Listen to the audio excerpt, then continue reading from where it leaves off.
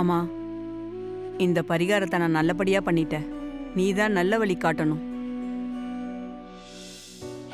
ஏமா எதுக்காக இப்படி ஒரு வேண்டுதல் பண்ணிட்டு இருக்கீங்க? ஒரு சின்ன பிரச்சனையில சண்டை போட்டு பிரிஞ்சு போயிட்டாங்க. அதுக்கப்புறம் 2 பேரும் ஒன்று சேரவே இல்லை. அவங்க 2 பேரும் மறுபடியும் சேர்ந்து வாழணுங்கிறதுக்காக தான் சாமி கிட்ட வேண்டிக்கிட்டு முட்டி போட்டு கோவிலை சுற்றி வந்து விளக்கு போட்டிருக்கேன். அம்மா, இந்த பரிகாரம் ரொம்ப சக்தி வாய்ந்தது. மனசார உங்களுக்கு என்ன நிறைவேறணும்னு நினச்சி பண்ணுறீங்களோ அதை இந்த அம்மா நல்லபடியாக நடத்தி கொடுப்பாங்கம்மா. சரிங்க சாமி. நல்லதே நடக்குமா.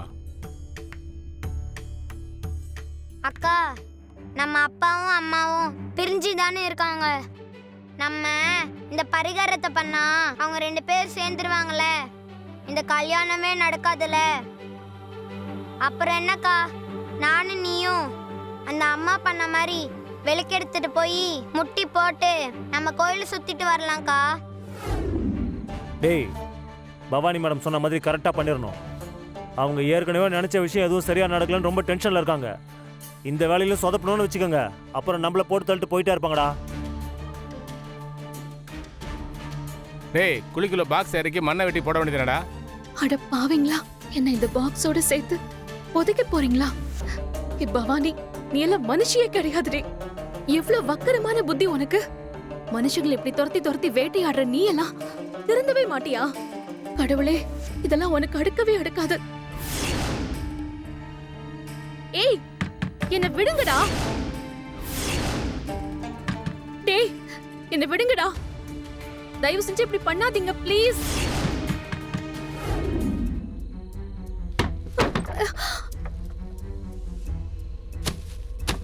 ஏய், என்ன விடுங்க. தயவு செஞ்சு இப்படி எல்லாம் பண்ணாதீங்க ப்ளீஸ். என்ன விட்டுருங்கடா.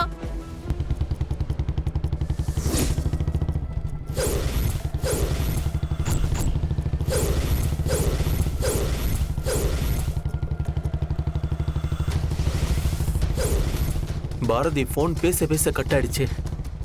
எந்த லொகேஷன்ல இருக்காங்கன்னு தெரியலையே.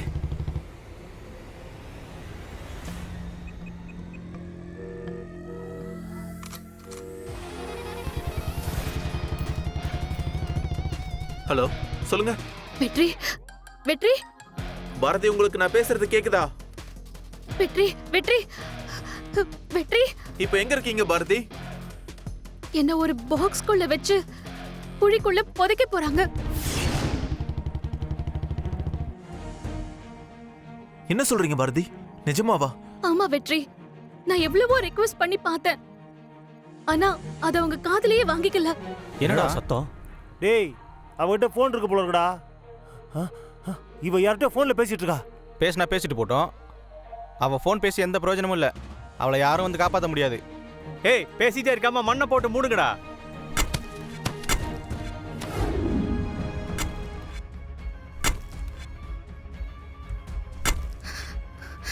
ஐயோ, சுத்தமா டவரே இல்லையே. ஐயோ,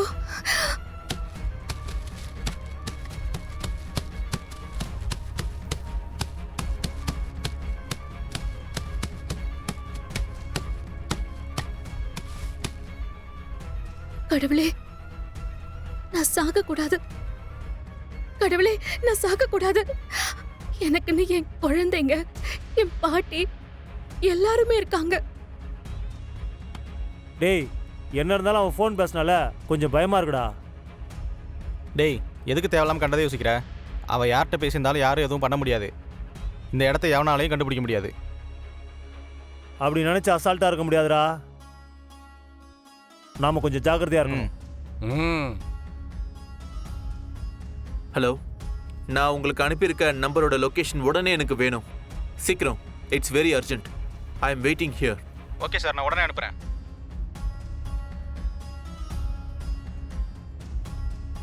ஆதி மித்ராவை கல்யாணம் பண்ணிடக்கூடாது. எல்லாத்தையும் விட்டுட்டு என்னால செத்து போக முடியாது. நான் வாழணும், நான் வாழணும்.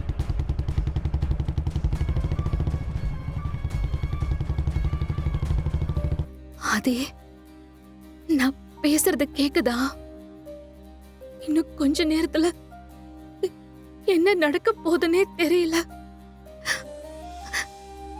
நான் மறுபடியும் உங்களை பாப்பேன்னு கூட தெரியல.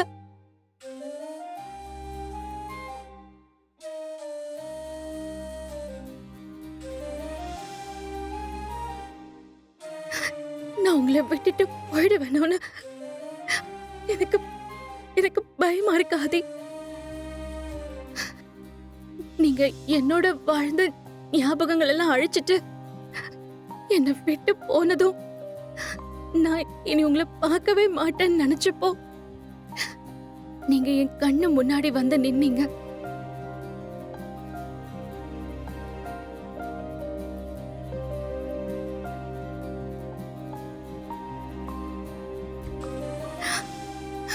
இனி உங்களை பார்த்துக்கிட்டே ஒரு ஓரத்துல சின்ன ஆசையோட நான் வாழ ஆரம்பிச்சேன்.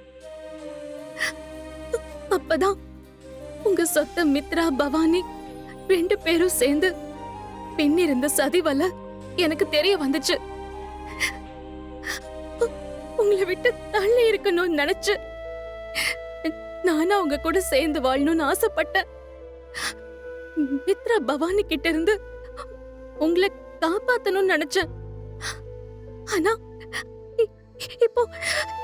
இப்போ நான் தோத்து போயிடுவேன் போல இருக்கே. நான் சாகறதுக்காக பயப்படல. உங்க 2 பேரையும் இப்படி தனியா விட்டுட்டு போறத நினைச்சாதான் எனக்கு பயமா இருக்கு. தமிழ், நீ தம்பிய பத்திரமா பார்த்துப்பல்ல?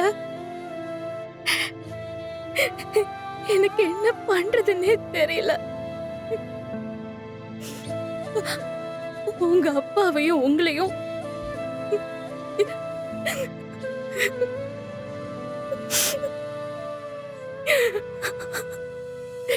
போகணும்னு நினைக்கும் போது எனக்கு மனசே இல்ல. என்ன இந்த பாக்ஸ்ல அடைச்சு புதைச்சிட்டாங்க. இதுல இருந்து நான் வெளியே எப்படி வர போறேன்னு சத்தியமா எனக்கு தெரியலடா.